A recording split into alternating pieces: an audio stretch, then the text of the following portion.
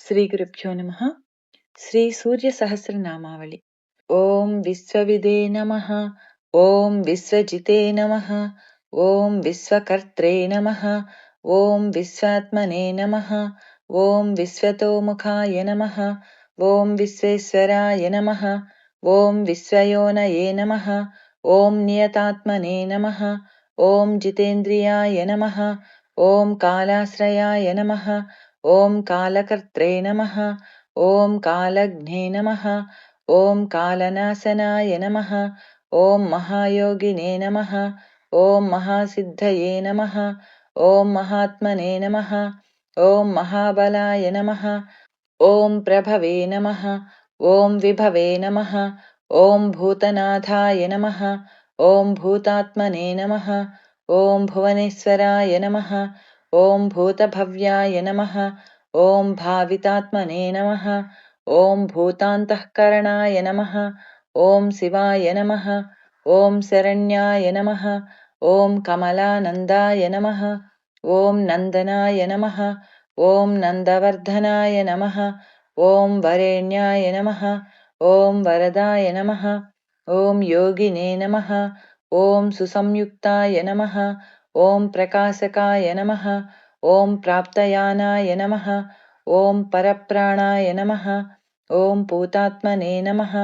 ಓಂ ಪ್ರಿಯತಾಯ ನಮಃ. ಓಂ ಪ್ರಿಯಾಯ ನಮಃ. ಓಂ ನಯಾಯ ನಮಃ.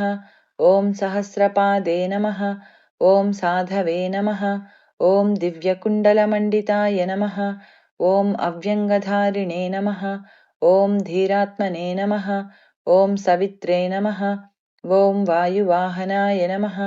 ಓಂ ಸಮಾಹಿತಮತಯೇ ನಮಃ. ಓಂ ದಾತ್ರೇ ನಮಃ. ಓಂ ವಿಧಾತ್ರೇ ನಮಃ. ಓಂ ಕೃತಮಂಗಳಾಯ ನಮಃ. ಓಂ ಕಪರ್ದಿನೇ ನಮಃ. ಓಂ ಕಲ್ಪಪಾದೇ ನಮಃ. ಓಂ ರುದ್ರಾಯ ನಮಃ. ಓಂ ಸುಮನಾಯ ನಮಃ. ಓಂ ಧರ್ಮವತ್ಸಲಾಯ ನಮಃ. ಓಂ ಸಮಾಯುಕ್ತಾಯ ನಮಃ. ಓಂ ವಿಮುಕ್ತಾತ್ಮನೇ ನಮಃ. ಓಂ ಕೃತಾತ್ಮನೇ ನಮಃ. ಓಂ ಕೃತಿನಾಂವರಾಯ ನಮಃ. ಓಂ ಅವಿಚಿಂತ್ಯವಪುಷೇ ನಮಃ. ಓಂ ಶ್ರೇಷ್ಠಾಯ ನಮಃ. ಓಂ ಮಹಾಯೋಗಿನೇ ನಮಃ. ಓಂ ಮಹೇಶ್ವರಾಯ ನಮಃ. ಓಂ ಕಾಂತಾಯ ನಮಃ. ಓಂ ಕಾಮಾರಯೇ ನಮಃ. ಓಂ ಆದಿತ್ಯಾಯ ನಮಃ. ಓಂ ನಿಯತಾತ್ಮನೇ ನಮಃ. ಓಂ ನಿರಾಕುಲಾಯ ನಮಃ. ಓಂ ಕಾಮಾಯ ನಮಃ. ಓಂ ಕಾರುಣಿಕಾಯ ನಮಃ. ಓಂ ಕರ್ತ್ರೇ ನಮಃ. ಓಂ ಕಮಲಾಕರಬೋಧನಾಯ ನಮಃ. ಓಂ ಸಪ್ತಸಪ್ತಯೇ ನಮಃ. ಓಂ ಅಚಿಂತ್ಯಾತ್ಮನೇ ನಮಃ. ಓಂ ಮಹಾಕಾರುಣಿಕೋತ್ತಮಾಯ ನಮಃ. ಓಂ ಸಂಜೀವನಾಯ ನಮಃ. ಓಂ ಜೀವನಾಥಾಯ ನಮಃ. ಓಂ ಜಯಾಯ ನಮಃ. ಓಂ ಜೀವಾಯ ನಮಃ. ಓಂ ಜಗತ್ಪತಯೇ ನಮಃ. ಓಂ ಅಯುಕ್ತಾಯ ನಮಃ. ಓಂ ವಿಶ್ವನಿಲಯಾಯ ನಮಃ. ಓಂ ಸಂವಿಭಾಗಿನೇ ನಮಃ. ಓಂ ವೃಷಧ್ವಜಾಯ ನಮಃ. ಓಂ ವೃಷಾಕಪಯೇ ನಮಃ. ಓಂ ಕಲ್ಪಕರ್ತ್ರೇ ನಮಃ. ಓಂ ಕಲ್ಪಾಂತಕರಣಾಯ ನಮಃ. ಓಂ ರವಯೇ ನಮಃ. ಓಂ ಏಕಚಕ್ರರಥಾಯ ನಮಃ. ಓಂ ಮೌನಿನೇ ನಮಃ. ಓಂ ಸುರಧಾಯ ನಮಃ. ಓಂ ರಥಿನಾಂಬರಾಯ ನಮಃ. ಓಂ ಸಕ್ರೋಧನಾಯ ನಮಃ. ಓಂ ರಶ್ಮಿಮಾಲಿನೇ ನಮಃ. ಓಂ ತೇಜೋರಾಸಯೇ ನಮಃ. ಓಂ ವಿಭಾವಸವೇ ನಮಃ. ಓಂ ದಿವ್ಯಕೃತೆ ನಮಃ. ಓಂ ದಿನಕೃತೆ ನಮಃ. ಓಂ ದೇವಾಯ ನಮಃ. ಓಂ ದೇವದೇವಾಯ ನಮಃ. ಓಂ ದಿವಸ್ಪತಯೇ ನಮಃ. ಓಂ ದೀನನಾಥಾಯ ನಮಃ. ಓಂ ಹರಾಯ ನಮಃ. ಓಂ ಹೋತ್ರೇ ನಮಃ. ಓಂ ದಿವ್ಯಬಾಹವೇ ನಮಃ. ಓಂ ದಿವಾಕರಾಯ ನಮಃ. ಓಂ ಯಜ್ಞಾಯ ನಮಃ. ಓಂ ಯಜ್ಞಪತಯೇ ನಮಃ. ಓಂ ಪೂಷ್ಣೇ ನಮಃ. ಓಂ ಸ್ವರ್ಣರೇತಸೇ ನಮಃ. ಓಂ ಪರಾವರಾಯ ನಮಃ. ಓಂ ಪರಾಪರಜ್ಞಾಯ ನಮಃ. ಓಂ ತರಣಯೇ ನಮಃ. ಓಂ ಅಂಶುಮಾಲಿನೇ ನಮಃ. ಓಂ ಮನೋಹರಾಯ ನಮಃ. ಓಂ ಪ್ರಾಜ್ಞಾಯ ನಮಃ. ಓಂ ಪ್ರಾಜ್ಞಪತಯೇ ನಮಃ. ಓಂ ಸೂರ್ಯಾಯ ನಮಃ. ಓಂ ಸವಿತ್ರೇ ನಮಃ. ಓಂ ವಿಷ್ಣವೇ ನಮಃ. ಓಂ ಅಂಶುಮತೆ ನಮಃ. ಓಂ ಸದಾಗತಯೇ ನಮಃ.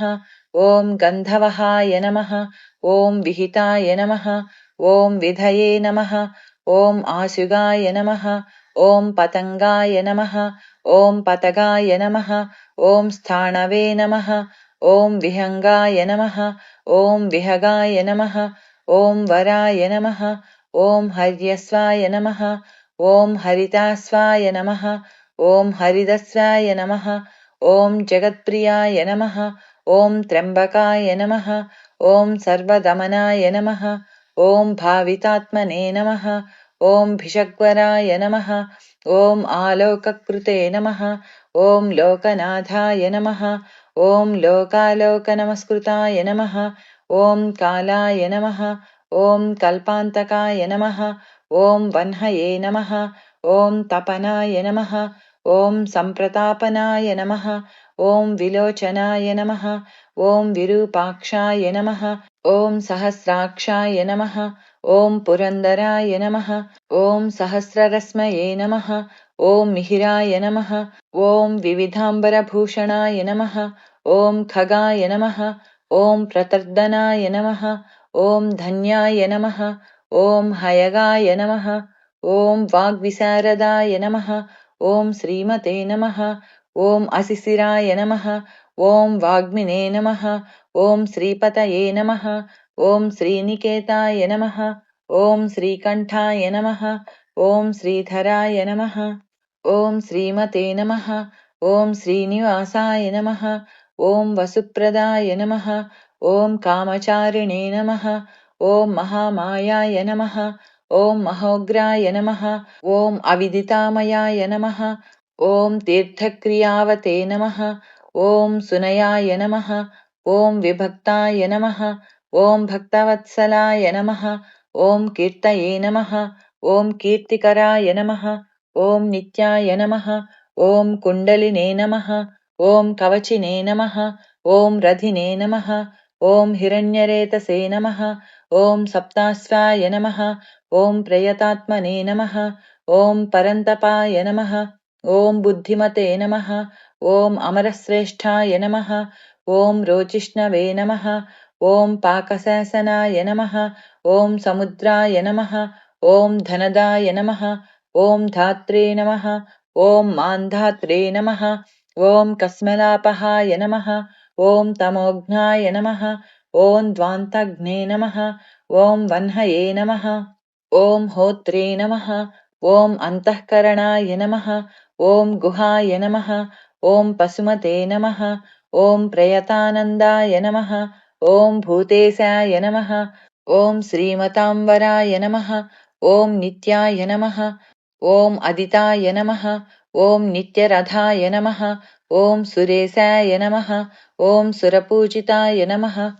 ॐ अजिताय नमः ॐ विजिताय नमः ॐ जेत्रे नमः ॐ जङ्गमस्थावरात्मकाय नमः ॐ जीवानन्दाय नमः ॐ नित्यगामिने नमः ॐ विजेत्रे नमः ॐ विजयप्रदाय नमः ॐ पर्जन्याय नमः ॐ अग्नये नमः ॐ स्थितये नमः ॐ स्थेयाय नमः ॐ स्थविराय नमः ॐ निरञ्जनाय नमः ॐ प्रद्योतनाय नमः ॐ रथारूढाय नमः ॐ सर्वलोकप्रकाशकाय नमः ॐ ध्रुवाय नमः ॐ मेषिने नमः ॐ महावीर्याय नमः ॐ हंसाय नमः ॐ संसारतारकाय नमः ॐ सृष्टिकर्त्रे नमः ॐ क्रियाहेतवे नमः ॐ मार्ताण्डाय नमः ॐ मरुताम्पतये नमः ॐ मरुत्वते नमः ॐ दहनाय नमः ॐ त्वष्ट्रे नमः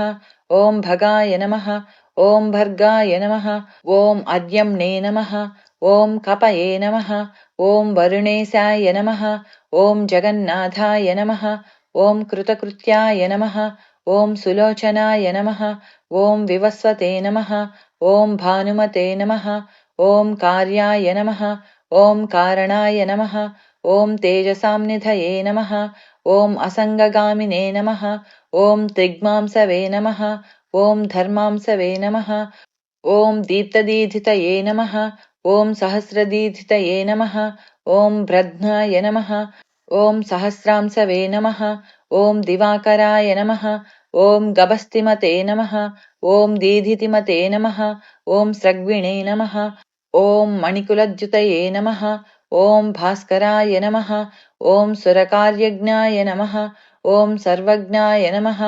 ॐ तीक्ष्णदीधितये नमः। ॐ सुरज्येष्ठाय नमः। ॐ सुरपतये नमः। ॐ बहुज्ञाय नमः। ॐ वचसाम्पतये नमः। ॐ तेजोनिधये नमः। ॐ बृहत्तेजसे नमः। ॐ बृहत्कीर्तये नमः। ॐ बृहस्पतये नमः। ॐ अहिमते नमः। ॐ ऊर्जिताय नमः। ॐ धीमते नमः। ॐ आमुक्ताय नमः। ॐ कीर्तिवर्धनाय नमः। ॐ महावैद्याय नमः। ॐ गणपतये नमः। ॐ धनेशाय नमः। ॐ गणनायकाय नमः। ॐ तीव्रप्रतापनाय नमः। ॐ तापिने नमः। ॐ तापनाय नमः। ॐ विश्वतापनाय नमः। ॐ कार्तस्वराय नमः। ॐ हृषीकेशाय नमः। ॐ पद्मानन्दाय नमः। ॐ अतिनन्दिताय नमः। ॐ पद्मनाभाय नमः। ॐ अमृताहाराय नमः। ॐ स्थितिमते नमः। ॐ केतुमते नमः। ॐ नभसे नमः। ॐ अनाद्यन्ताय नमः। ॐ अच्युताय नमः। ॐ विश्वाय नमः। ॐ विश्वामित्राय नमः। ॐ घृणये नमः। ॐ विराजे नमः। ॐ आमुक्तकवचाय नमः। ॐ वाग्मिने नमः। ॐ कञ्चुकिने नमः। ॐ विश्वभावनाय नमः। ॐ अनिमित्तगतये नमः। ॐ श्रेष्ठाय नमः। ॐ शरण्याय नमः। ॐ सर्वतोमुखाय नमः। ॐ विगाहिने नमः। ॐ वेणुरसहाय नमः। ॐ समायुक्ताय नमः। ॐ समाकृतवे नमः। ॐ धर्मकेतवे नमः। ॐ धर्मरतये नमः। ॐ संहर्त्रे नमः। ॐ संयमाय नमः। ॐ यमाय नमः। ॐ प्रणतार्तिहराय नमः। ॐ वायवे नमः। ॐ सिद्धकार्याय नमः। ॐ जनेश्वराय नमः। ॐ नभसे नमः। ॐ विगाहनाय नमः। ॐ सत्याय नमः। ॐ सवित्रे नमः। ॐ आत्मने नमः। ॐ मनोहराय नमः। ॐ हारिणे नमः। ॐ हरये नमः। ॐ वायवे नमः। ॐ ऋतवे नमः। ॐ कालानलद्युतये नमः। ॐ सुखसेव्याय नमः। ॐ महातेजसे नमः। ॐ जगतामेककारणाय नमः। ॐ महेन्द्राय नमः। ॐ विष्टुताय नमः। ॐ स्तोत्राय नमः। ॐ स्तुतिहेतवे नमः। ॐ प्रभाकराय नमः। ॐ सहस्रकराय नमः। ॐ आयुष्मते नमः। ॐ अरोषाय नमः। ॐ सुखदाय नमः। ॐ सुखिने नमः। ॐ व्याधिघ्ने नमः। ॐ सुखदाय नमः। ॐ सौख्याय नमः। ॐ कल्याणाय नमः। ॐ कलताम्बराय नमः। ॐ आरोग्यकारणाय नमः। ॐ सिद्धये नमः। ॐ रुद्धये नमः। ॐ वृद्धये नमः। ॐ बृहस्पतये नमः। ॐ हिरण्यरेतसे नमः। ॐ आरोग्याय नमः। ॐ विदुषे नमः। ॐ रत्नाय नमः। ॐ बुधाय नमः। ॐ महते नमः। ॐ प्राणवते नमः। ॐ धृतिमते नमः। ॐ घर्माय नमः। ॐ घर्मकर्त्रे नमः। ॐ रुचिप्रदाय नमः। ॐ सर्वप्रियाय नमः। ॐ सर्वसहाय नमः। ॐ सर्वशत्रुविनाशनाय नमः। ॐ प्रांसवे नमः। ॐ विद्योतनाय नमः। ॐ द्योताय नमः। ॐ सहस्रकिरणाय नमः। ॐ कृतिने नमः। ॐ केयूरिणे नमः। ॐ भूषणोद्भासिने नमः। ॐ भासिताय नमः। ॐ भासनाय नमः। ॐ अनलाय नमः। ॐ शरण्यार्तिहराय नमः। ॐ होत्रे नमः। ॐ खद्योताय नमः। ॐ खगसत्तमाय नमः। ॐ सर्वद्योताय नमः। ॐ भवद्योताय नमः। ॐ सर्वद्युतिकराय नमः। ॐ मताय नमः। ॐ कल्याणाय नमः। ॐ कल्याणकराय नमः। ॐ कल्याय नमः। ॐ कल्यकराय नमः। ॐ कवये नमः। ॐ कल्याणकृते नमः। ॐ कल्यवपवे नमः। ॐ सर्वकल्याणभाजनाय नमः। ॐ शान्तिप्रियाय नमः। ॐ प्रसन्नात्मने नमः। ॐ प्रशान्ताय नमः। ॐ प्रशमप्रियाय नमः। ॐ उदारकर्मणे नमः। ॐ सुनयाय नमः।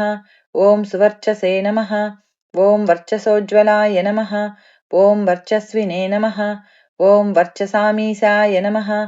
ॐ त्रैलोक्येशाय नमः। ॐ वसानुगाय नमः। ॐ तेजस्विने नमः। ॐ सुयसये नमः। ॐ वर्ष्मिणे नमः। ॐ वर्णाध्यक्षाय नमः। ॐ बलिप्रियाय नमः। ॐ यशस्विने नमः। ॐ तेजोनिलयाय नमः। ॐ तेजस्विने नमः। ॐ प्रकृतिस्थिताय नमः। ॐ आकाशगाय नमः। ॐ शीघ्रपतये नमः। ॐ आशुगाय नमः। ॐ गतिमते नमः। ॐ खगाय नमः। ॐ गोपतये नमः। ॐ ग्रहदेवेशाय नमः। ॐ गोमते नमः। ॐ एकाय नमः। ॐ प्रभञ्जनाय नमः। ॐ जनित्रे नमः। ॐ प्रजनाय नमः। ॐ जीवाय नमः। ॐ दीपाय नमः। ॐ सर्वप्रकाशकाय नमः। ॐ सर्वसाक्षिणे नमः। ॐ योगनित्याय नमः। ॐ नभस्वते नमः। ॐ असुरान्तकाय नमः। ॐ रक्षोघ्नाय नमः। ॐ विघ्नशमनाय नमः। ॐ किरीटिने नमः। ॐ सुमनःप्रियाय नमः। ॐ मरीचिमालिने नमः। ॐ सुमतये नमः। ॐ कृताभिख्यविशेषकाय नमः। ॐ शिष्टाचाराय नमः। ॐ शुभाचाराय नमः। ॐ स्वचाराचारतत्पराय नमः। ॐ मन्दाराय नमः। ॐ माठराय नमः। ॐ वेणवे नमः। ॐ क्षुधापाय नमः। ॐ क्ष्मापतये नमः। ॐ गुरवे नमः। ॐ सुविष्टाय नमः। ॐ विशिष्टात्मने नमः। ॐ विधेयाय नमः। ॐ ज्ञानशोभनाय नमः। ॐ महाश्वेताय नमः। ॐ प्रियाय नमः। ॐ ज्ञेयाय नमः। ॐ सामगाय नमः। ॐ मोक्षदायकाय नमः। ॐ सर्ववेदप्रगीतात्मने नमः। ॐ सर्ववेदलयाय नमः। ॐ महते नमः। ॐ वेदमूर्तये नमः। ॐ चतुर्वेदाय नमः। ॐ वेदभृते नमः। ॐ वेदपारगाय नमः। ॐ क्रियावते नमः। ॐ असिताय नमः। ॐ जिष्णवे नमः। ॐ वरीयांसवे नमः। ॐ वरप्रदाय नमः। ॐ व्रतचारिणे नमः। ॐ व्रतधराय नमः। ॐ लोकबन्धवे नमः। ॐ अलङ्कृताय नमः। ॐ अलङ्काराक्षराय नमः। ॐ वेद्याय नमः। ॐ विद्यावते नमः। ॐ विदिताशयाय नमः। ॐ आकाराय नमः। ॐ भूषणाय नमः। ॐ भूष्याय नमः। ॐ भूष्णवे नमः। ॐ भुवनपूजिताय नमः। ॐ चक्रपाणये नमः। ॐ ध्वजधराय नमः। ॐ सुरेशाय नमः। ॐ लोकवत्सलाय नमः। ॐ वाग्मिपतये नमः। ॐ महाबाहवे नमः। ॐ प्रकृतये नमः। ॐ विकृतये नमः। ॐ गुणाय नमः। ॐ अन्धकारापहाय नमः। ॐ श्रेष्ठाय नमः। ॐ युगावर्ताय नमः। ॐ युगादिकृते नमः। ॐ अप्रमेयाय नमः। ॐ सदायोगिने नमः। ॐ निरहङ्काराय नमः। ॐ ईश्वराय नमः। ॐ शुभप्रदाय नमः। ॐ शुभाय नमः। ॐ शास्त्रे नमः। ॐ शुभकर्मणे नमः। ॐ शुभप्रदाय नमः। ॐ सत्यवते नमः। ॐ श्रुतिमते नमः। ॐ उच्छेर्णकाराय नमः। ॐ वृद्धिदाय नमः। ॐ अनलाय नमः। ॐ बलभृते नमः। ॐ बलदाय नमः। ॐ बन्धवे नमः। ॐ मतिमते नमः। ॐ बलिनां वराय नमः। ॐ अनङ्गाय नमः। ॐ नागराजेन्द्राय नमः। ॐ पद्मयोनये नमः। ॐ गणेश्वराय नमः। ॐ संवत्सराय नमः। ॐ ऋतवे नमः। ॐ नेत्रे नमः। ॐ कालचक्रप्रवर्तकाय नमः। ॐ पद्मेक्षणाय नमः। ॐ पद्मयोनये नमः। ॐ प्रभावते नमः। ॐ अमराय नमः। ॐ प्रभवे नमः। ॐ सुमूर्तये नमः। ॐ सुमतये नमः। ॐ सोमाय नमः। ॐ गोविन्दाय नमः। ॐ जगदादिजाय नमः। ॐ पीतवाससे नमः। ॐ कृष्णवाससे नमः। ॐ दिग्वाससे नमः। ॐ इन्द्रियातिगाय नमः। ॐ अतीन्द्रियाय नमः। ॐ अनेकरूपाय नमः। ॐ स्कन्दाय नमः। ॐ परपुरञ्जयाय नमः। ॐ शक्तिमते नमः। ॐ जलद्रुगे नमः। ॐ भास्वते नमः। ॐ मोक्षहेतवे नमः। ॐ अयोनिजाय नमः। ॐ सर्वदर्शिने नमः। ॐ जितादर्शाय नमः। ॐ दुःस्वप्नाशुभनाशनाय नमः। ॐ माङ्गल्यकर्त्रे नमः। ॐ तरणये नमः। ॐ वेगवते नमः। ॐ कस्मलापहाय नमः। ॐ स्पष्टाक्षराय नमः। ॐ महामन्त्राय नमः। ॐ विशाखाय नमः। ॐ यजनप्रियाय नमः। ॐ विश्वकर्मणे नमः। ॐ महाशक्तये नमः। ॐ द्युतये नमः। ॐ ईशाय नमः। ॐ विहङ्गमाय नमः। ॐ विचक्षणाय नमः। ॐ दक्षाय नमः। ॐ इन्द्राय नमः। ॐ प्रत्यूषाय नमः। ॐ प्रियदर्शनाय नमः। ॐ अखिन्नाय नमः। ॐ वेदनिलयाय नमः। ॐ वेदविदे नमः। ॐ विदिताशयाय नमः। ॐ प्रभाकराय नमः। ॐ जितरिपवे नमः। ॐ सुजनाय नमः। ॐ अरुणसारथये नमः। ॐ कुनासिने नमः। ॐ सुरताय नमः। ॐ स्कन्दाय नमः। ॐ महिताय नमः। ॐ अभिमताय नमः। ॐ गुरवे नमः। ॐ ग्रहराजाय नमः। ॐ ग्रहपतये नमः। ॐ ग्रहनक्षत्रमण्डलाय नमः। ॐ भास्कराय नमः। ॐ सततानन्दाय नमः। ॐ नन्दनाय नमः। ॐ नरवाहनाय नमः। ॐ मङ्गलाय नमः। ॐ मङ्गलवते नमः। ॐ माङ्गल्याय नमः।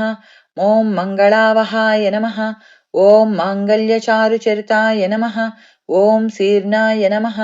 ॐ सर्वव्रताय नमः। ॐ व्रतिने नमः।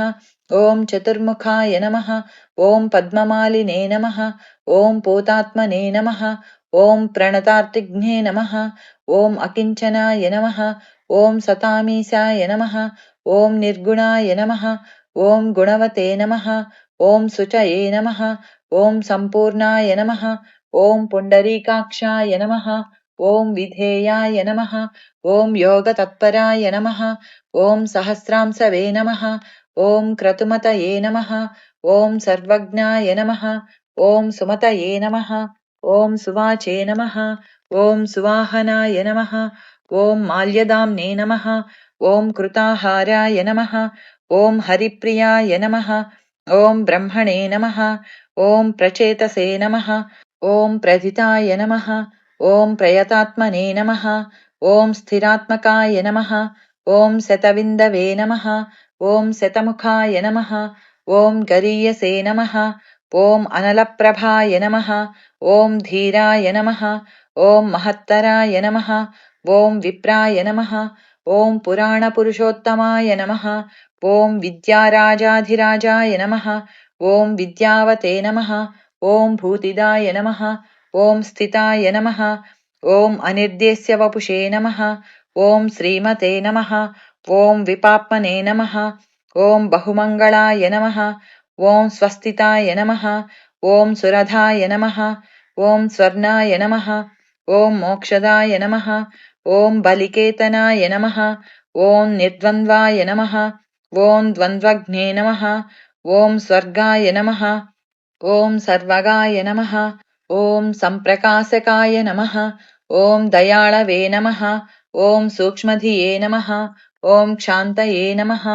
ॐ क्षेमाक्षेमस्थितिप्रियाय नमः। ॐ भूधराय नमः।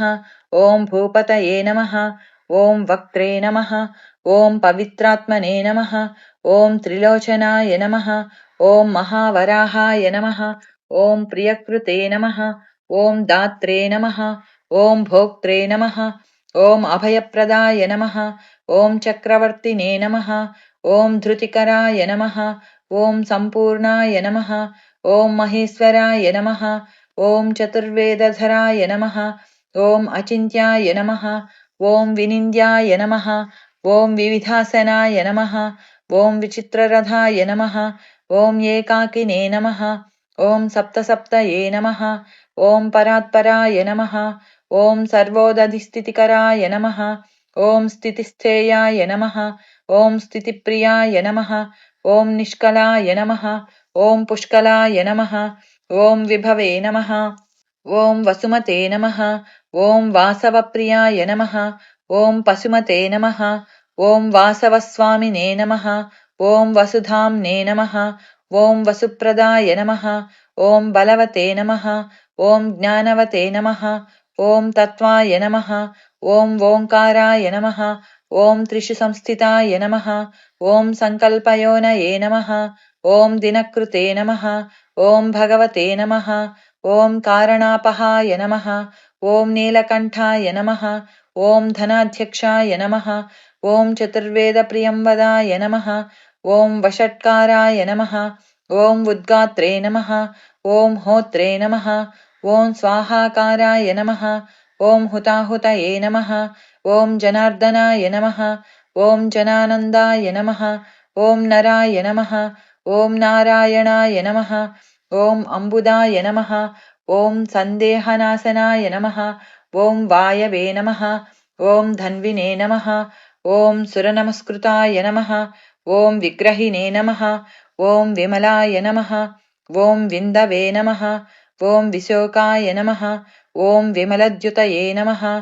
ॐ द्युतिमते नमः। ॐ द्योतनाय नमः। ॐ विद्युते नमः। ॐ विद्यावते नमः। ॐ विदिताय नमः। ॐ बलिने नमः। ॐ घर्मदाय नमः। ॐ हिमदाय नमः। ॐ हासाय नमः।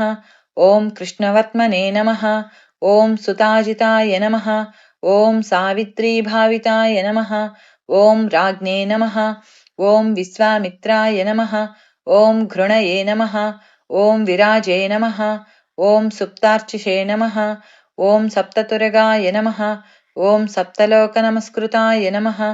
ॐ सम्पूर्णाय नमः। ॐ जगन्नाथाय नमः। ॐ सुमनसे नमः। ॐ शोभनप्रियाय नमः। ॐ सर्वात्मने नमः। ॐ सर्वकृते नमः। ॐ सृष्टये नमः। ॐ सप्तिमते नमः। ॐ सप्तमीप्रियाय नमः। ॐ समेधसे नमः। ॐ मेधिकाय नमः। ॐ मेध्याय नमः। ॐ मेधाविने नमः। ॐ मधुसूदनाय नमः। ॐ अङ्गिरःपतये नमः। ॐ कालज्ञाय नमः। ॐ धूमकेतवे नमः। ॐ सुकेतनाय नमः। ॐ सुखिने नमः। ॐ सुखप्रदाय नमः। ॐ सौख्याय नमः। ॐ कान्तये नमः। ॐ कान्तिप्रियाय नमः। ॐ मुनये नमः। ॐ सन्तापनाय नमः। ॐ सन्तपनाय नमः। ॐ आतपाय नमः। ॐ तपसाम्पतये नमः। ॐ उमापतये नमः। ॐ सहस्रांसवे नमः। ॐ प्रियकारिणे नमः। ॐ प्रियङ्कराय नमः। ॐ प्रीतये नमः। ॐ विमन्यवे नमः। ॐ अम्भोत्थाय नमः। ॐ खञ्जनाय नमः। ॐ जगताम्पतये नमः। ॐ जगत्पित्रे नमः। ॐ प्रीतमनसे नमः। ॐ सर्वाय नमः। ॐ खर्वाय नमः। ॐ गुहाय नमः। ॐ अचलाय नमः। ॐ सर्वगाय नमः। ॐ जगदानन्दाय नमः। ॐ जगन्नेत्रे नमः। ॐ सुरारिघ्ने नमः। ॐ श्रेयसे नमः। ॐ श्रेयस्कराय नमः। ॐ जायसे नमः। ॐ महते नमः। ॐ उत्तमाय नमः। ॐ उद्भवाय नमः। ॐ उत्तमाय नमः। ॐ मेरुमेयाय नमः। ॐ धरणाय नमः। ॐ धरणीधराय नमः। ॐ धराध्यक्षाय नमः। ॐ धर्मराजाय नमः। ॐ धर्माधर्मप्रवर्तकाय नमः। ॐ रथाध्यक्षाय नमः। ॐ रथगतये नमः। ॐ तरुणाय नमः। ॐ तनिताय नमः। ॐ अनलाय नमः। ॐ उत्तराय नमः। ॐ अनुत्तराय नमः। ॐ तापिने नमः। ॐ अवाक्पतये नमः। ॐ अपाम्पतये नमः। ॐ पुण्यसङ्कीर्तनाय नमः। ॐ पुण्याय नमः। ॐ हेतवे नमः। ॐ लोकत्रयाश्रयाय नमः। ॐ स्वर्भानवे नमः। ॐ विगतानन्दाय नमः। ॐ विशिष्टोत्कृष्टकर्मकृते नमः। ॐ व्याधिप्रणाशनाय नमः। ॐ क्षेमाय नमः। ॐ सूराय नमः। ॐ सर्वजिताम्बराय नमः। ॐ एकरथाय नमः। ॐ रथाधीशाय नमः। ॐ शनैश्चरस्य पित्रे नमः। ॐ वैवस्वतगुरवे नमः। ॐ ऋतवे नमः। ॐ धर्मनित्याय नमः। ॐ महाव्रताय नमः। ॐ प्रलम्बहारसञ्चारिणे नमः। ॐ प्रद्योताय नमः। ॐ द्योतितानलाय नमः। ॐ सन्तापहृते नमः। ॐ परस्मै नमः। ॐ मन्त्राय नमः। ॐ मन्त्रमूर्तये नमः। ॐ महाबलाय नमः। ॐ श्रेष्ठात्मने नमः। ॐ सुप्रियाय नमः। ॐ शम्भवे नमः। ॐ मरुतामीश्वरेश्वराय नमः। ॐ संसारगतिविच्छेत्रे नमः। ॐ संसारार्णवतारकाय नमः। ॐ सप्तजिह्वाय नमः। ॐ सहस्रार्चिषे नमः। ॐ रत्नगर्भाय नमः। ॐ अपराजिताय नमः। ॐ धर्मकेतवे नमः। ॐ अमेयात्मने नमः। ॐ धर्माधर्मवरप्रदाय नमः। ॐ लोकसाक्षिणे नमः। ॐ लोकगुरवे नमः। ॐ लोकेशाय नमः। ॐ चण्डवाहनाय नमः। ॐ धर्मयूपाय नमः। ॐ यूपवृक्षाय नमः। ॐ धनुष्पाणये नमः। ॐ धनुर्धराय नमः। ॐ पिनाकधृते नमः। ॐ महोत्साहाय नमः। ॐ महामायाय नमः। ॐ महासेनाय नमः। ॐ वीराय नमः। ॐ शक्तिमतां श्रेष्ठाय नमः। ॐ सर्वशस्त्रभृतांवराय नमः। ॐ ज्ञानगम्याय नमः। ॐ दुराराध्याय नमः। ॐ लोहितांगाय नमः। ॐ विवर्धनाय नमः। ॐ खगाय नमः। ॐ अन्धाय नमः। ॐ धर्मदाय नमः। ॐ नित्याय नमः। ॐ धर्मकृते नमः। ॐ चित्रविक्रमाय नमः। ॐ भगवते नमः। ॐ आत्मवते नमः। ॐ मन्त्राय नमः। ॐ त्र्यक्षराय नमः। ॐ नीललोहिताय नमः। ॐ एकाय नमः। ॐ अनेकाय नमः। ॐ त्रयिणे नमः। ॐ कालाय नमः। ॐ सवित्रे नमः। ॐ समितिञ्जयाय नमः। ॐ सारङ्गधन्वने नमः। ॐ अनलाय नमः। ॐ भीमाय नमः। ॐ सर्वप्रहरणायुधाय नमः। ॐ सुकर्मणे नमः। ॐ परमेष्ठिने नमः। ॐ नाकपालिने नमः। ॐ दिविस्थिताय नमः। ॐ वदान्याय नमः। ॐ वासुकये नमः। ॐ वैद्याय नमः। ॐ आत्रेयाय नमः। ॐ पराक्रमाय नमः। ॐ द्वापराय नमः। ॐ परमोदाराय नमः। ॐ परमाय नमः। ॐ ब्रह्मचर्यवते नमः। ॐ उदीच्यवेषाय नमः। ॐ मुकुटिने नमः। ॐ पद्महस्ताय नमः। ॐ हिमांशुभृते नमः। ॐ सिताय नमः। ॐ प्रसन्नवदनाय नमः। ॐ पद्मोदरनिभाननाय नमः। ॐ सायं दिवादिव्यवपुषे नमः। ॐ अनिर्देस्याय नमः। ॐ महालयाय नमः। ॐ महारथाय नमः। ॐ महते नमः। ॐ ईशाय नमः। ॐ शेषाय नमः। ॐ सत्वरजस्तमसे नमः। ॐ धृतातपत्रप्रतिमाय नमः। ॐ विमर्शिणे नमः। ॐ निर्णयाय नमः। ॐ स्थिताय नमः। ॐ अहिंसकाय नमः। ॐ शुद्धमतये नमः। ॐ अद्वितीयाय नमः। ॐ विवर्धनाय नमः। ॐ सर्वदाय नमः। ॐ धनदाय नमः। ॐ मोक्षाय नमः। ॐ विहारिणे नमः। ॐ बहुदायकाय नमः। ॐ चारुरात्रिहराय नमः। ॐ नाथाय नमः। ॐ भगवते नमः। ॐ सर्वगाय नमः। ॐ अव्ययाय नमः। ॐ मनोहरवपुषे नमः। ॐ शुभ्राय नमः। ॐ शोभनाय नमः। ॐ सुप्रभावनाय नमः। ॐ सुप्रभावाय नमः। ॐ सुप्रतापाय नमः। ॐ सुनेत्राय नमः। ॐ दिग्विदिक्पतये नमः। ॐ राज्ञीप्रियाय नमः। ॐ शब्दकराय नमः। ॐ ग्रहेशाय नमः। ॐ तिमिरापहाय नमः। ॐ संहिकेयरिपवे नमः। ॐ देवाय नमः। ॐ वरदाय नमः। ॐ वरनायकाय नमः। ॐ चतुर्भुजाय नमः। ॐ महायोगिने नमः। ॐ योगीश्वरपतये नमः। ॐ अनादिरूपाय नमः। ॐ अदितिजाय नमः। ॐ रत्नकान्तये नमः। ॐ प्रभामयाय नमः। ॐ जगत्प्रदीपाय नमः। ॐ विस्तीर्णाय नमः। ॐ महाविस्तीर्णमण्डलाय नमः। ॐ एकचक्ररथाय नमः। ॐ स्वर्णरथाय नमः। ॐ स्वर्णशरीरधृषे नमः। ॐ निरालम्बाय नमः। ॐ गगनगाय नमः। ॐ धर्मकर्मप्रभावकृते नमः। ॐ धर्मात्मने नमः। ॐ कर्मणां साक्षिणे नमः।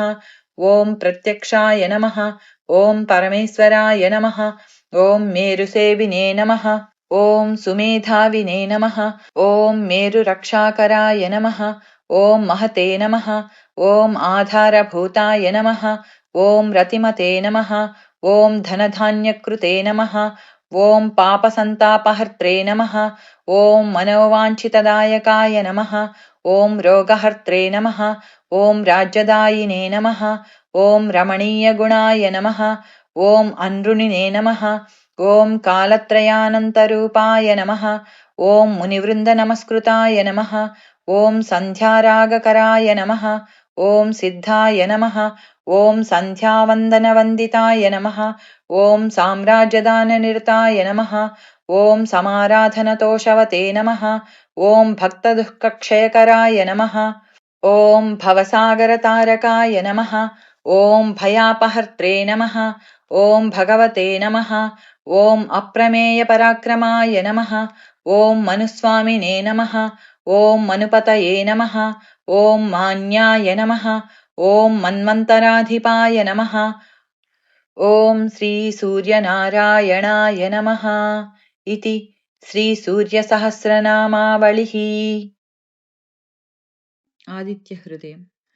ततो युद्धपरिश्रान्तं समरे चिन्तया स्थितं रावणं चाग्रतो दृष्ट्वा युद्धाय समुपस्थितं दैवतैश्च समागम्य द्रष्टुमभ्यागतो रणम् उपागम्याब्रवीद्राममगस्त्यो भगवान् ऋषिः राम राम महाबाहो शृणु गुह्यं सनातनम् येन सर्वानरीन् वत्स समरे विजयिष्यसि आदित्यहृदयं पुण्यं सर्वशत्रुविनाशनं जयावहं जपेन्नित्यमक्षय्यं परमं शिवं सर्वमङ्गलमाङ्गल्यं सर्वपापप्रणाशनं चिन्ताशोकप्रशमनमायुर्वर्धनमुत्तमं रश्मिमन्तं समुद्यन्तं देवासुरनमस्कृतं पूजयस्व विवस्वन्तं भास्करं भुवनेश्वरम् सर्वदेवात्मको ह्येष तेजस्वी रश्मिभावनः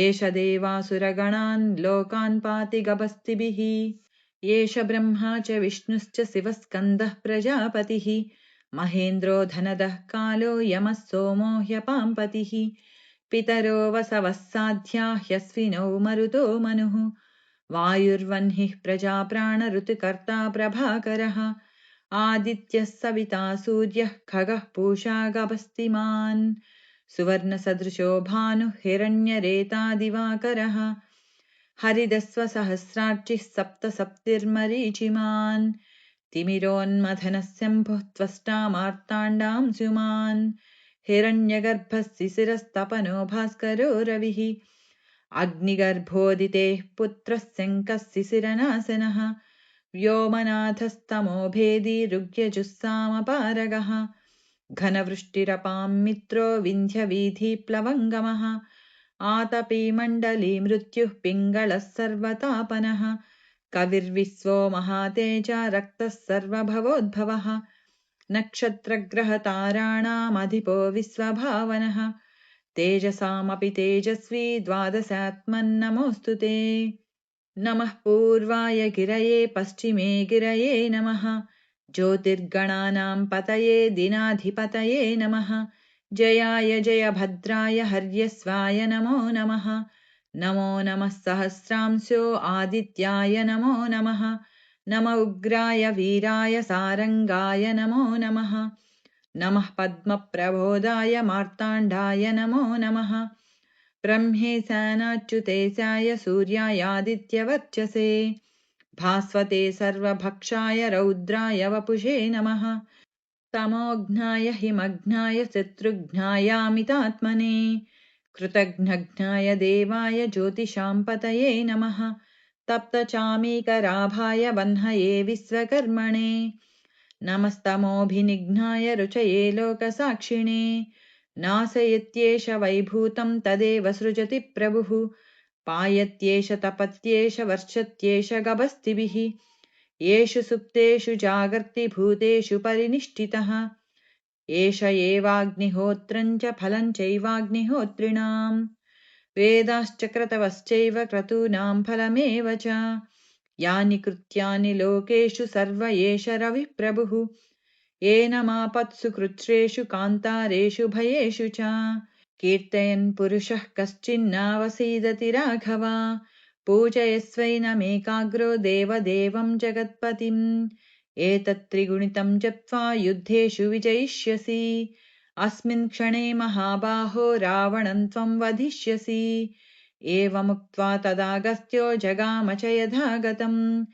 एतत् श्रुत्वा महातेजा नष्टशोको भवत्तदा धारयामास सुप्रीतो राघवः प्रयतात्मवान् आदित्यं प्रेक्ष्य जप्त्वा तु परं हर्षमवाप्तवान् त्रिराचम्य शुचिर्भूत्वा धनुरादाय वीर्यवान् रावणं प्रेक्ष्य हृष्टात्मा युद्धाय समुपागमत् सर्वयत्नेन महता वधे तस्य धृतोऽभवत् अधरविरवदन्निरीक्ष्य रामं मुदितमनः परमं प्रहृष्यमाणः निश्चरपतिसंशयं विदित्वा सुरगणमध्यगतो वचस्त्वरेति इति आदित्यहृदयम् श्री आदित्यकवचम् अस्य श्री आदित्यकवचस्तोत्रमहामन्त्रस्य अगस्त्यो भगवान् ऋषिः अनुष्टुप् छन्दः आदित्यो देवता श्रीं बीजं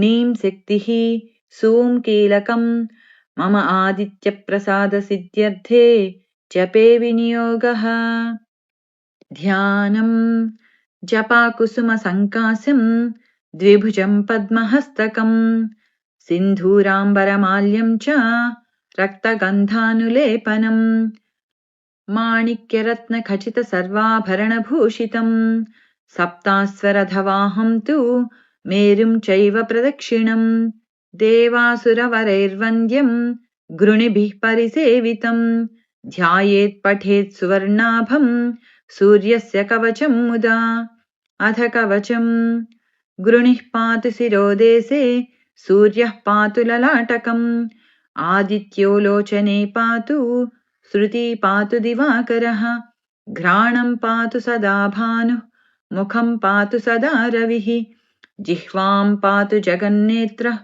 कण्ठं पातु विभावसु स्कन्धौ ग्रहपतिः पातु भुजौ पातु प्रभाकरः करावब्जकरः पातु हृदयं पातु नभोमणिः द्वादशात्मा कटिं पातु सविता पातु सक्थिनी ऊरू पातु सुरश्रेष्ठो जानुनी पातु भास्करः जङ्घे मे पातु मार्ताण्डो गुल्फौ पातु त्विषाम्पतिः पादौ दिनमणिः पातु मित्रोऽखिलं वपुः आदित्यकवचं पुण्यम् अभेद्यं वज्रसन्निभं सर्वरोगभयादिभ्यो मुच्यते नात्र संशयः संवत्सरमुपासित्वा साम्राज्यपदवीं लभेत् अशेषरोगशान्त्यर्थं ध्यायेदादित्यमण्डलम् आदित्यमण्डलस्तुतिः अनेकरत्नसंयुक्तं स्वर्णमाणिक्यभूषणं कल्पवृक्षसमाकीर्णं कदम्बकुसुमप्रियं सिन्धूरवर्णाय सुमण्डलाय सुवर्णरत्नाभरणाय तुभ्यं पद्मादिनेत्रे च सुपङ्कजाय ब्रह्मेन्द्रनारायणशङ्कराय संरक्तचूर्णं ससुवर्णतोयं सकुङ्कुमाभं सकुशं सपुष्पं प्रदत्तमादाय च हेमपात्रे प्रशस्तनादं भगवन् प्रसीद इति श्री आदित्यकवचम् श्री आदित्य द्वादशनामस्तोत्रम् आदित्यः प्रथमं नामं द्वितीयं तु दिवाकरः तृतीयं भास्करः प्रोक्तं चतुर्थं तु प्रभाकरः पञ्चमं तु सहस्रांशुः षष्ठं चैव त्रिलोचनः सप्तमं हरिदस्वश्च